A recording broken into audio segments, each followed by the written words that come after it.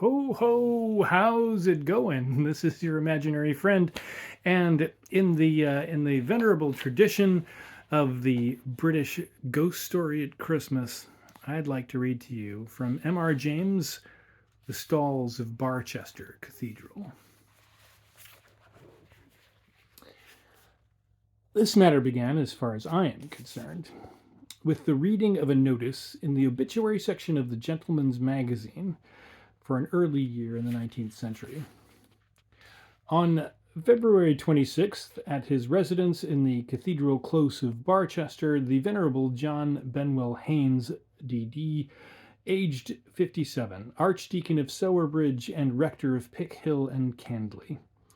He was of, I'll omit this, College, Cambridge, where he, by talent and assiduity, he commanded the esteem of his seniors. When at the usual time he took his first degree, his name stood high in the list of wranglers. These academical honors procured for him within a short time a fellowship of his college. In the year 1783 he received holy orders and was shortly afterward presented to the perpetual curacy of Rankston sub-Ash by his friend and patron, the late truly venerable Bishop of Lichfield. His speedy preferments, first to a prebend and subsequently to the dignity of precentor in the Cathedral of Barchester, form an eloquent testimony to the respect in which he was held and to his eminent qualifications. He succeeded to the archdeaconry upon the sudden decease of the Archdeacon Pulteney in 1810. His sermons, ever conformable to the principles of the religion and church which he adorned, displayed in no ordinary degree, without the least trace of enthusiasm, the refinement of the scholar, united with the graces of the Christian. Free from sectarian violence and informed by the spirit of the truest charity, they will long dwell in the memories of his hearers. Here a further omission.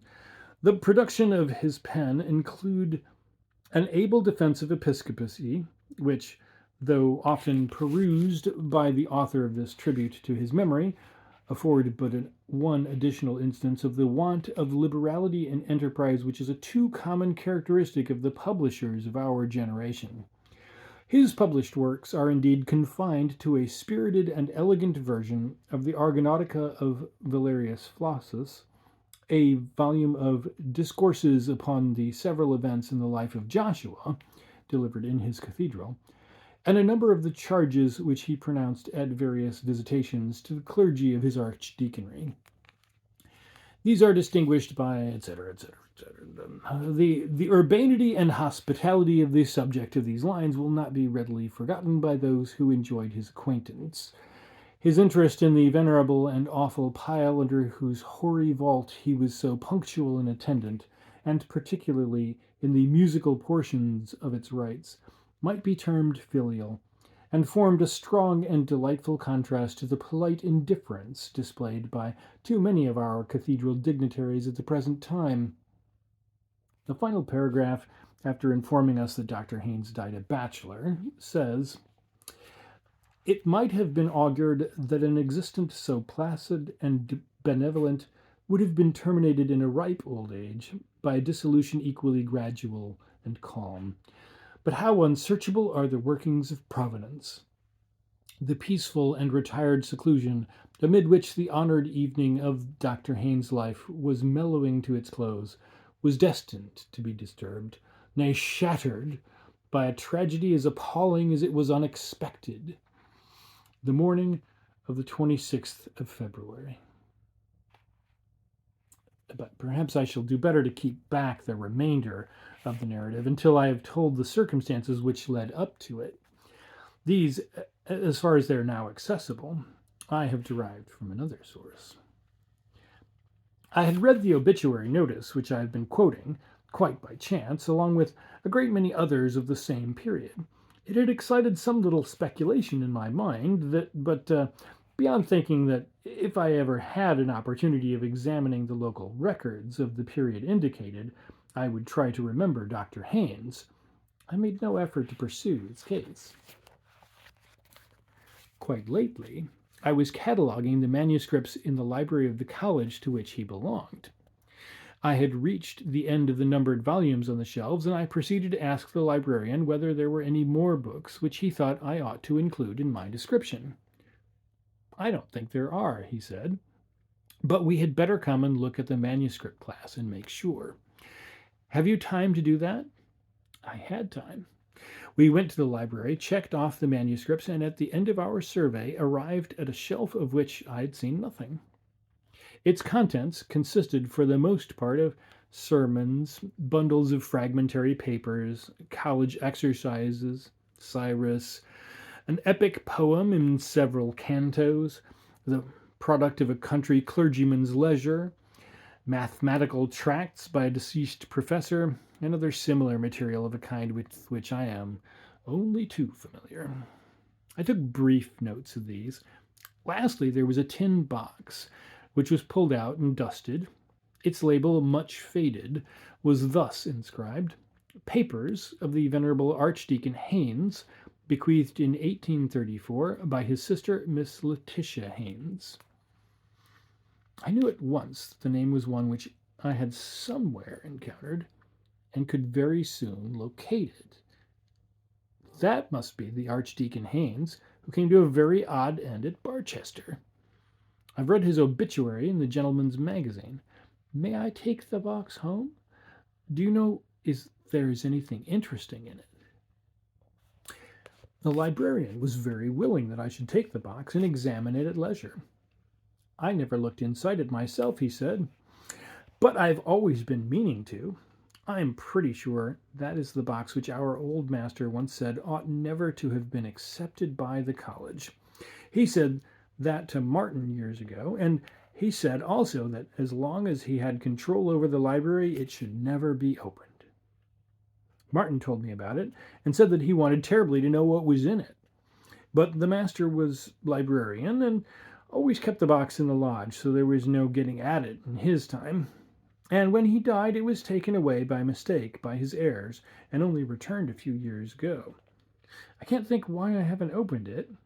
But as I have to go away from Cambridge this afternoon, you had better have first go at it. I think I can trust you not to publish anything undesirable in our catalogue." I took the box home and examined its contents, and thereafter consulted the librarian as to what should be done about publication, and since I've his leave to make a story out of it, provided I disguise the identity of the people concerned, I will try what can be done. The materials are, of course, mainly journals and letters. How much I shall quote and how much epitomize must be determined by considerations of space. The proper understanding of the situation has necessitated a little, not very arduous, research, which has been greatly facilitated by the excellent illustrations and text of the Barchester volume in Bell's Cathedral series. When you enter the choir of Barchester Cathedral now, you pass through a screen of metal and colored marbles designed by Sir Gilbert Scott and find yourself in what I must call a very bare and odiously furnished place. The stalls are modern, without canopies. The places of the dignitaries and the names of the prebends have fortunately been allowed to survive and are inscribed on small brass plates affixed to the stalls. The organ is in the triforium, and what is seen of the case is Gothic. The reredos and its surroundings are like every other. Careful engravings of 100 years ago show a very different state of things. The organ is on a massive classical screen. The stalls are also classical and very massive. There's a baldacchino of wood over the altar with urns upon its corners. Farther east is a solid altar screen, classical in design, of wood with a pediment in which is a triangle surrounded by rays enclosing certain Hebrew letters in gold. Cherubs contemplate these. There's a pulpit with a great sounding board at the eastern end of the stalls on the north side, and there's a black and white marble pavement. Two ladies and a gentleman are admiring the general effect. From other sources, I gather that the archdeacon's stall then, as now, was next to the bishop's throne at the southeastern end of the stalls. His house almost faces the west front of the church and is a fine red brick building of William III's time. Here, Dr. Haynes, already a mature man, took up his abode with his sister in the year 1810. The dignity had long been the object of his wishes, but his predecessor refused to depart until he had attained the age of 92. About a week after he had held a modest festival in celebration of that 92nd birthday, there came a morning, late in the year, when Dr. Haynes, hurrying cheerfully into his breakfast room, rubbing his hands and humming a tune, was greeted and checked in his genial flow of spirits by the sight of his sister, seated, indeed in her usual place behind the tea-urn, but bowed forward and sobbing unrestrainedly into her handkerchief. What is the matter? What bad news?" he began. "Oh, Johnny, you've not heard. The poor archdeacon." "The archdeacon, yes? What is it? Ill, is he?" "No, no. They found him on the staircase this morning. It is so shocking." "Is it possible? Dear, dear. Poor Boltany. Have there been any seizure?" "They don't think so, and that is almost the worst thing about it. It seems to have been all the fault of that stupid maid of theirs, Jane." Dr. Haynes paused. "I don't quite understand, Letitia. How was the maid at fault?" "Why, as far as I can make out, there was a stair rod missing, and she never mentioned it, and the poor archdeacon set his foot quite on the edge of the step. You know how slippery that oak is, and it seems he must have fallen almost the whole flight and broken his neck. It is so sad for Miss Pulteney. Of course, they will get rid of that girl at once. I never liked her." Miss Haynes' grief resumed its sway, but eventually relaxed so far as to permit of her taking some breakfast. Not so her brother, who, after standing in silence before the windows for some minutes, left the room and did not appear again that morning. I need only add that the careless maidservant was dismissed forthwith, but that the missing stair rod was very shortly afterwards found under the stair carpet. An additional proof, if any were needed, of extreme stupidity and carelessness on her part. For a good many years, Dr. Haynes had been marked out by his ability, which seems to have been really considerable, as the likely successor of the Archdeacon Pulteney. And no disappointment was in store for him. He was duly installed, and entered with zeal upon the discharge of those functions which are appropriate to one in his position. A considerable space in his journals is occupied with exclamations upon the confusion in which Archdeacon Pulteney had left the business of his office and the documents appertaining to it. Dues upon Ringham and Barneswood have been uncollected for something like 12 years and are largely irrecoverable. No visitation has been held for 7 years.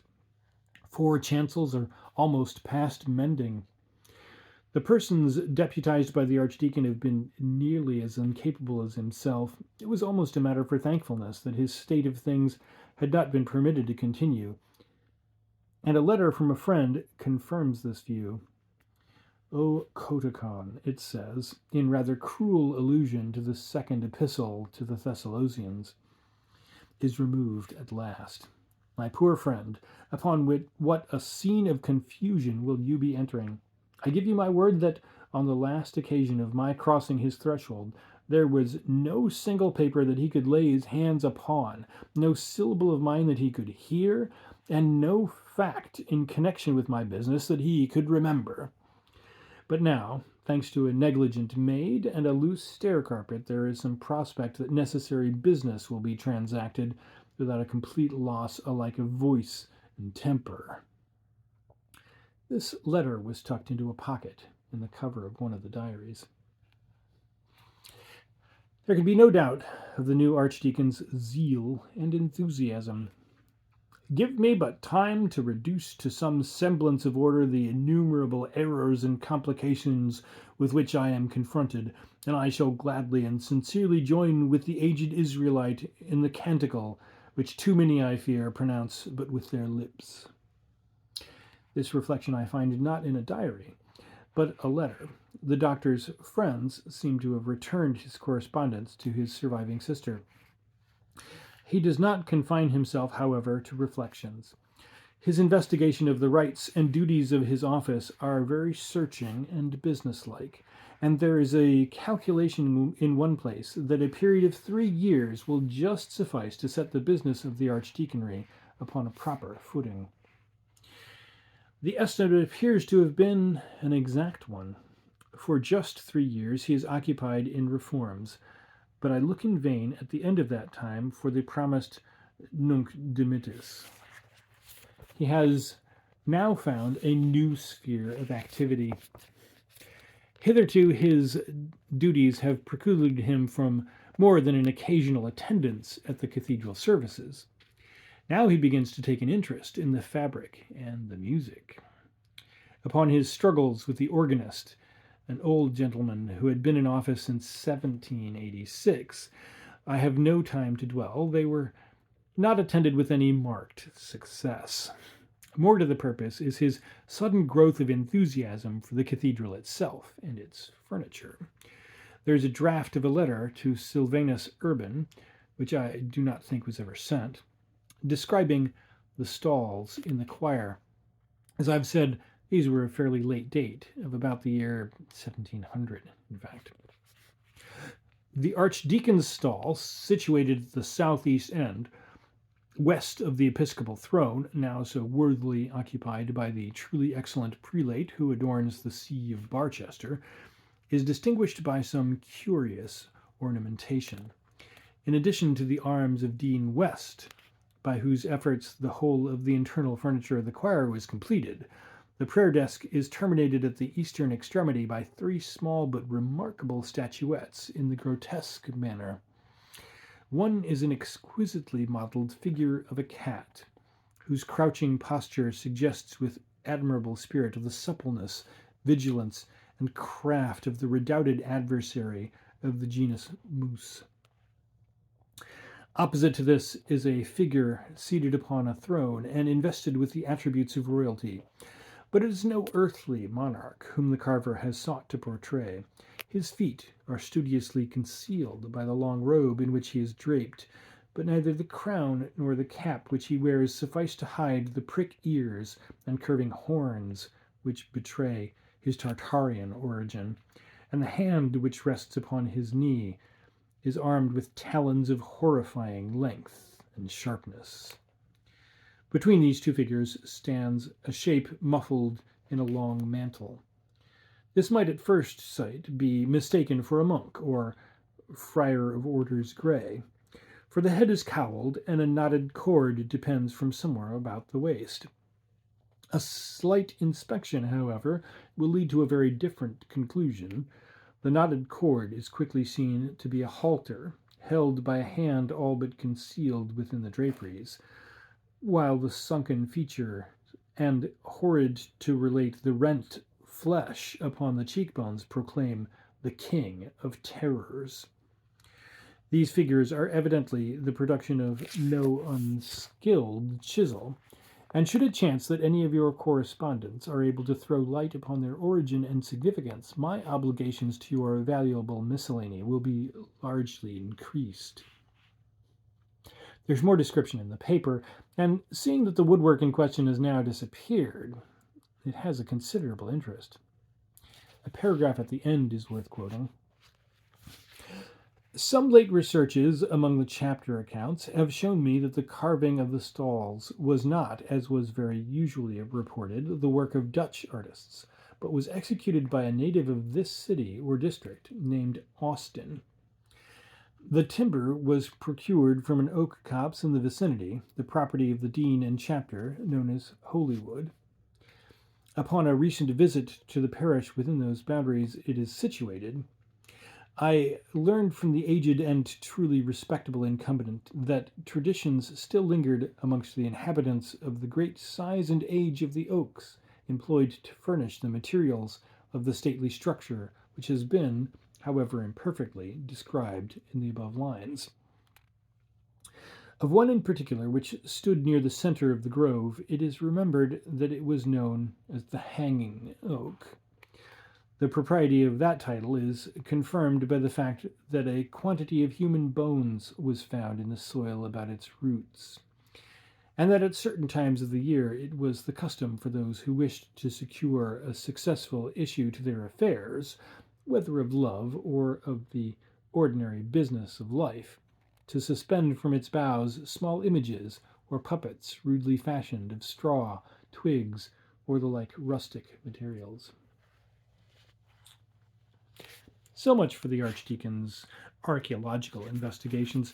To return to his career, as it is to be gathered from his diaries, those of his first 3 years of hard and careful work show him throughout in high spirits, and doubtless during this time that reputation for hospitality and urbanity which is mentioned in his obituary notice was well deserved. After that, as time goes on, I see a shadow coming over him, destined to develop into utter blackness, which I cannot but think must have been reflected in his outward demeanor. He commits a good deal of his fears and troubles to his diary. There was no other outlet for them. He was unmarried, and his sister was not always with him. But I'm much mistaken if he has told all that he might have told. A series of extracts shall be given. August 30th, 1816, the days begin to draw in more perceptibly than ever. Now that the Archdeaconry papers are reduced to order, I must find some further employment for the evening hours of autumn and winter. It is a great blow that Letitia's health will not allow her to stay through these months. Why not go on with my defense of episcopacy? It may be useful. September 15th, Letitia has left me for Brighton. October 11th. Candles lit in the choir for the first time at evening prayers. It came as a shock. I find that I absolutely shrink from the dark season. November 17th. Much struck by the character of the carving on my desk. I do not know that I had ever carefully noticed it before. My attention was called to it by an accident. During the Magnificat, I was, I regret to say, almost overcome with sleep. My hand was resting on the back of the carved figure of a cat, which is the nearest to me of the 3 figures on the end of my stall. I was not aware of this, for I was not looking in that direction, until I was startled by what seemed a softness, a feeling as of rather rough and coarse fur, and a sudden movement, as if the creature were twisting round its head to bite me. I regained complete consciousness in an instant, and I have some idea that I must have uttered a suppressed exclamation, for I noticed that Mr. Treasurer turned his head quickly in my direction. The impression of the unpleasant feeling was so strong that I found myself rubbing my hand upon my surplice. This accident led me to examine the figures after prayers more carefully than I had done before, and I realized for the first time with what skill they're executed. December 6th. I do indeed miss Letitia's company. The evenings after I have worked as long as I can at my defense are very trying. The house is too large for a lonely man, and visitors of any kind are too rare. I get an uncomfortable impression when going to my room that there is company of some kind. The fact is, I may as well formulate it to myself, that I hear voices. This, I am well aware, is a common symptom of incipient decay of the brain, and I believe that I should be less disquieted than I am if I had any suspicion that this was the case. I have none.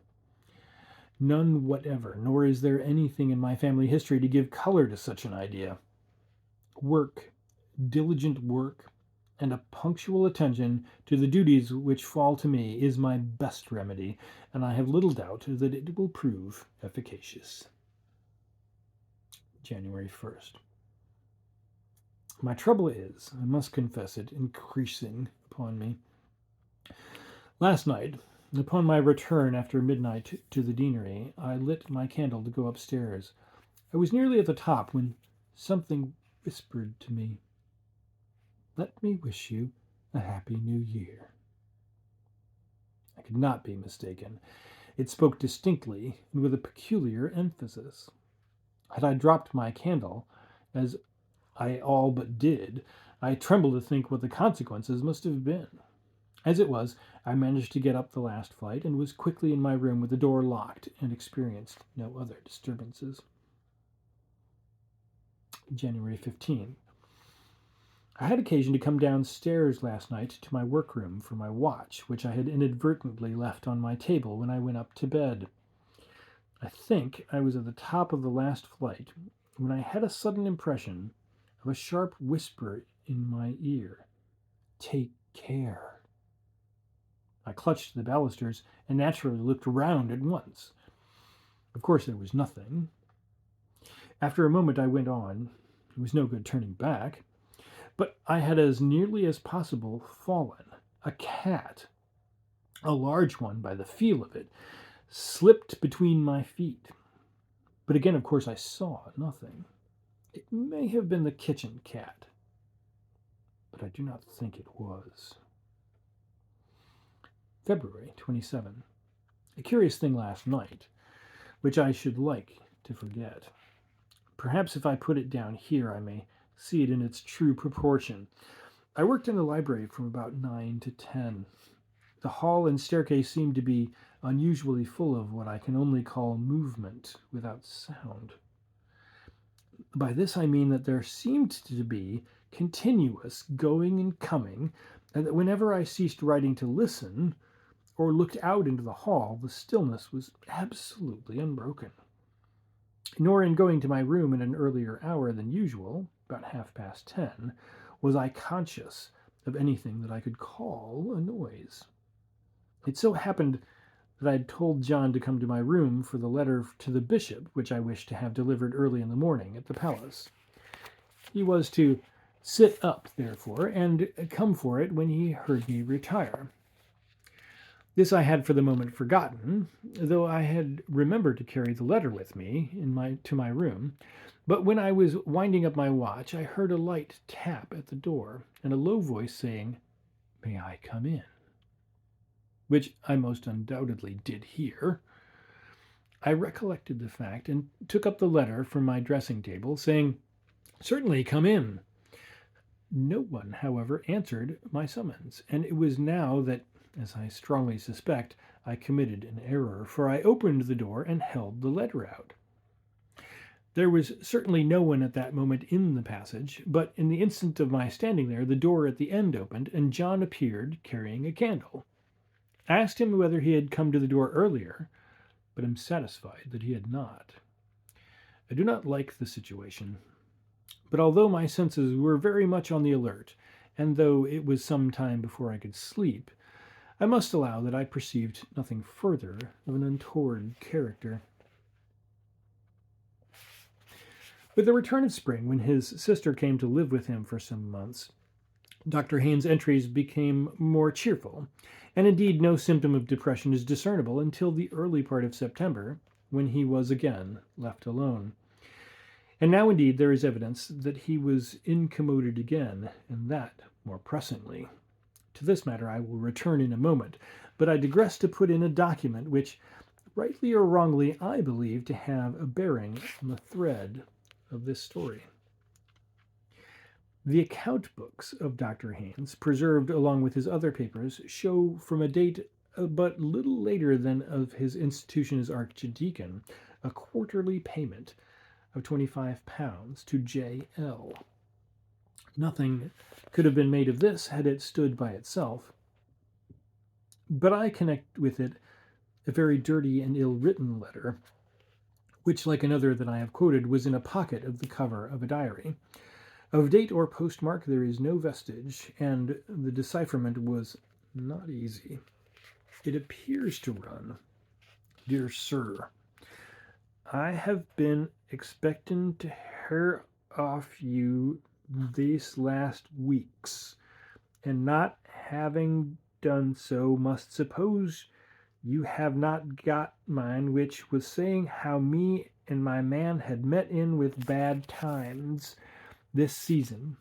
All seems to go cross with us on the farm, and which way to look for the rent we have no knowledge of it.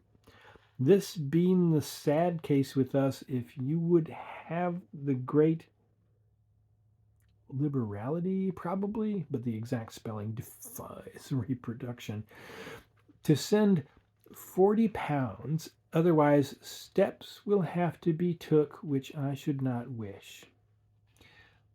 As you was the means of me losing my place with Dr. Pulteney, I think it is only just what I am asking, and you know best what I could say if I was put to it. But I do not wish anything of that unpleasant nature, being one that always wished to have everything pleasant about me. Your obed served, Jane Lee.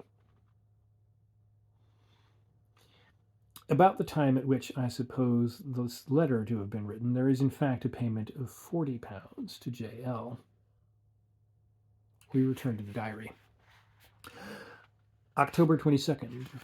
At evening prayers during the Psalms, I had that same experience which I recollect from last year. I was resting my hand on one of the carved figures, as before. I usually avoid that of the cat now. And I was going to have said a change came over it, but that seems attributing too much importance to what must, after all, be due to some physical affection in myself. At any rate, the wood seemed to become chilly and soft, as if made of wet linen. I can assign the moment at which I became sensible of this. The choir were singing the words, "Set thou an ungodly man to be ruler over him, and let Satan stand at his right hand." The whispering in my house was more persistent tonight. I seemed not to be rid of it in my room. I have not noticed this before. A nervous man, which I am not, and hope I am not becoming, would have been much annoyed, if not alarmed, by it. The cat was on the stairs tonight. I think it sits there always. There is no kitchen cat. November 15. Here again I must note a matter I do not understand. I am much troubled in sleep. No definite image presented itself, but I was pursued by the very vivid impression that wet lips were whispering into my ear with great rapidity and emphasis for some time together. After this, I suppose, I fell asleep, but was awakened with a start by a feeling as if a hand were laid on my shoulder. To my intense alarm, I found myself standing at the top of the lowest flight of the first staircase. The moon was shining brightly enough through the large window to let me see that there was a large cat on the second or third step. I can make no comment. I crept up to bed again. I do not know how. Yes, mine is a heavy burden. Then follows a line or two which has been scratched out. I fancy I read something like "acted for the best." Not long after this, it is evident to me that the Archdeacon's firmness began to give way under the pressure of these phenomena. I omit as unnecessarily painful and distressing the ejaculations and prayers which in the months of December and January appear for the first time and become increasingly frequent. Throughout this time, however, he is obstinate in clinging to his post. Why he did not plead ill health and take refuge at Bath or Brighton, I cannot tell. My impression is that it would have done him no good, and that he was a man who, if he had confessed himself beaten by the annoyances, would have succumbed at once, and that he was conscious of this. He did seek to palliate them by inviting visitors to his house. The result he has noted in this fashion. January 7. I have prevailed on my cousin Alan to give me a few days, and he is to occupy the chamber next to mine. January 8. A still night. Alan slept well, but complained of the wind. My own experiences were as before, still whispering and whispering. What is it that he wants to say? January 9. Ellen thinks this is a very noisy house. He thinks, too, that my cat is an unusually large and fine specimen, but very wild. January 10th. Ellen and I in the library until 11. He left me twice to see what the maids were doing in the hall. Returning the second time, he told me he had seen one of them passing through the door at the end of the passage, and said if his wife were here, she would soon get them into better order. I asked him what colored dress the maid wore. He said gray or white. I supposed it would be so. January 11. Alan left me today. I must be firm. These words, I must be firm, occur again and again on subsequent days. Sometimes they're the only entry. In these cases, they are in an unusually large hand, and dug into the paper in a way which must have broken the pen that wrote them. Apparently, the Archdeacon's friends did not remark any change in his behavior, and this gives me a high idea of his courage and determination. The diary tells us nothing more than I have indicated of the last days of his life. The end of it all must be told in the polished language of the obituary notice. The morning of the 26th of February was cold and tempestuous. At an early hour, the servants had occasion to go into the front hall of the residence occupied by the lamented subject of these lines. What was their horror upon observing the form of their beloved and respected master lying upon the landing of the principal staircase in an attitude which inspired the gravest fears. Assistance was procured, and a universal consternation was experienced upon the discovery that he had been the object of a brutal and murderous attack. The vertebral column was fractured in more than one place. This might have been the result of a fall. It appeared that the stair carpet was loosened at one point. But in addition to this, there were injuries inflicted upon the eyes, nose, and mouth, as if by the agency of some savage animal, which, dreadful to relate, rendered those features unrecognizable. The vital spark was, it is needless to add, completely extinct, and had been so, upon the testimony of respectable medical authorities, for several hours. The author or authors of this mysterious outrage are alike buried in mystery, and the most active conjecture has hitherto failed to suggest a solution of the melancholy problem afforded by this appalling occurrence. The writer goes on to reflect upon the probability that the writings of Mr. Shelley, Lord Byron, and Monsieur Voltaire may have been instrumental in bringing about the disaster, and concludes by hoping, somewhat vaguely, that this event may operate as an example to the rising generation. But this portion of his remarks need not be quoted in full. I had already formed the conclusion that Dr. Haynes was responsible for the death of Dr. Pulteney. But the incident connected with the carved figure of death upon the Archdeacon's stall was a very perplexing feature. The conjecture that it had been cut out of the wood of the hanging oak was not difficult, but seemed impossible to substantiate. However, I paid a visit to Barchester, partly with a view of finding out whether there were any relics of the woodwork to be heard of. I was introduced by one of the canons to the curator of the local museum, who was, my friend said, more likely to be able to give me information on the point than anyone else. I told this gentleman of the description of certain carved figures and arms formerly on the stalls, and asked whether any had survived. He was able to show me the arms of Dean West and some other fragments. These, he said, had been got from an old resident, who had also once owned a figure, perhaps one of those which I was inquiring for. There was a very odd thing about that figure, he said. The old man who had it told me that he picked it up in a wood yard, whence he had obtained the still extant pieces, and had taken it home for his children. On the way home he was fiddling about with it, and it came in two in his hands, and a bit of paper dropped out. This he picked up, and just noticing that there was writing on it, put it into his pocket, and subsequently into a vase on his mantelpiece. I was at his house not very long ago, and happened to pick up the vase and turn it over to see whether there were any marks on it, and the paper fell into my hand.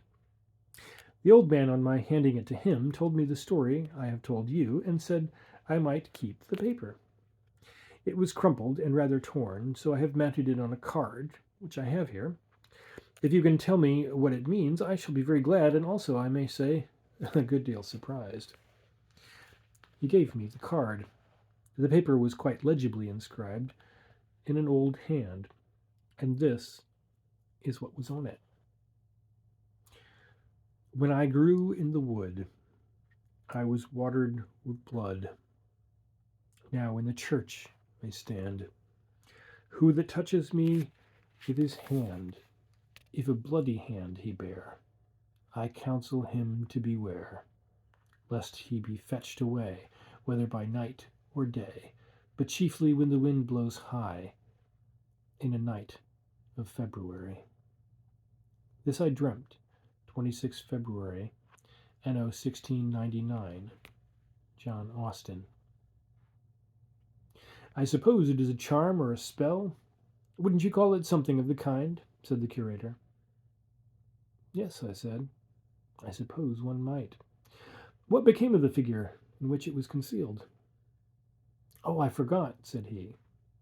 The old man told me it was so ugly and frightened his children so much that he burnt it